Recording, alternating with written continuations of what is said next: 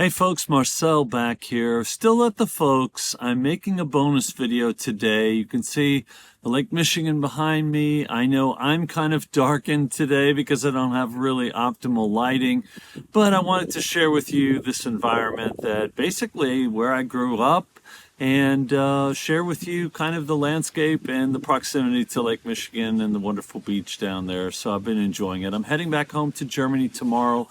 But I kind of had, you're hearing some people doing some work out in the yards and the neighbors beside me. But basically, I wanted to hurry up and get this out because there's a special on television tonight on CNN that I found extraordinarily interesting, featuring Sanjay Gupta, who writes for CNN. Most of you have heard of Sanjay. He's going to be on Anderson Cooper tonight at 8 p.m. Eastern. Today's May 19th. And he's going to be talking about Alzheimer's. It's a special where he went out and investigated the history. He has a family with a history of Alzheimer's, and he's been studying it for many years. Many of you know Sanjay Gupta is a brain surgeon for 30 years, and he's an expert in neurological diseases and disorders and the brain itself. So he talks a lot about drugs on CNN, and this is what I found so fascinating about today's article on CNN.com and presumably what's going to be covered tonight on Anderson Cooper. So I encourage you guys to look it up. It'll probably be posted after the fact, at least most of it on the CNN website. But basically, this special, in the investigation of this special, what he found by talking to patients, Alzheimer's patients or their relatives across the country, is that by making lifestyle changes, they were experiencing lower amyloid plaque levels and improving their condition. And he was so surprised by this that he decided to dig in deeper and have himself tested extensively. So he went to an expert.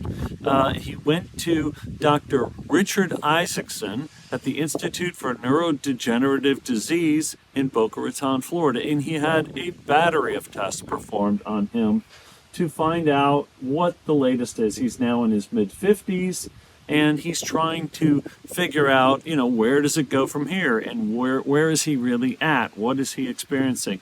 And Dr. Isaacson said, look, I'm not willing to accept the status quo. He said for him, treating Alzheimer's is about justice, not just science. And he's much more open to functional medicine, essentially, and listening to your patients, if you can imagine that, right?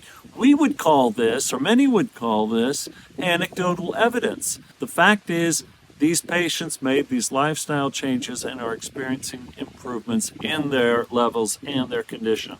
He also talks about how people refer to healthcare, the healthcare system, as sick care, and you only get treated when you're sick, and how Dr. Isaacson doesn't subscribe to that. He's trying to promote preventative measures. The goal here is to maintain his brain and reduce his dementia risk. So lo and behold, he performed these tests on Dr. Gupta, and what did they find? First of all, that he is probably suffering from dyslexia, which he had never known, which is nice to know.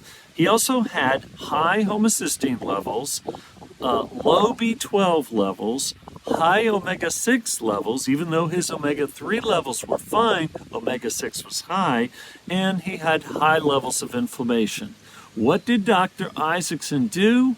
He suggested that Sanjay Gupta take vitamin B12 and omega-3, even though he'd been skeptical, Sanjay Gupta, about omega-3 and the evidence of it in the past. It will help, according to Dr. Isaacson, balance out those omega-6 levels by taking the supplement. So he's joining our ranks. First of all, making lifestyle changes. He also talked about toe separators to help for neuropathy potentially in his feet. He also talked about wearing a vest when he's walking to build his core strength. So essentially, augmenting and enhancing his physical fitness routine. Lifestyle changes. Go figure. On CNN, Sanjay Gupta, the king of telling us what drugs to take. He's famous for saying in 2013 Americans need to be taking more statins. And now the heart doctors that I speak to, more and more health professionals are saying statins are dangerous. Try to find alternative means to treat your potential heart risks. So amazing, an amazing step forward from CNN. I never thought I'd live in the short term to see a breakthrough like this, where they're going to start suggesting fish oil to prevent Alzheimer's. But that's the trend, folks. It's not just here on the Pulse. It's not just you and I. It is now slowly but surely making incremental steps towards the mainstream media, and even mainstream medicine. I personally would probably say to Sanjay Gupta, as a non-doctor, look, maybe explore NAC for your homocysteine levels. The doctor recommended B12 and B6, but maybe for your inflammation, consider something like a senescent cell zapper, like a fisetin or quercetin, or maybe even, of course, NMN. That's the step that I would recommend, or I would suggest that he at least talk to his experts about, his circle of experts, to make that next step. Because if you start taking a few healthy supplements, a few ingredients, and you start to have better levels, I think it opens up a paradigm. It opens up a whole world of things for you. I started with one supplement. We all started with one or two supplements.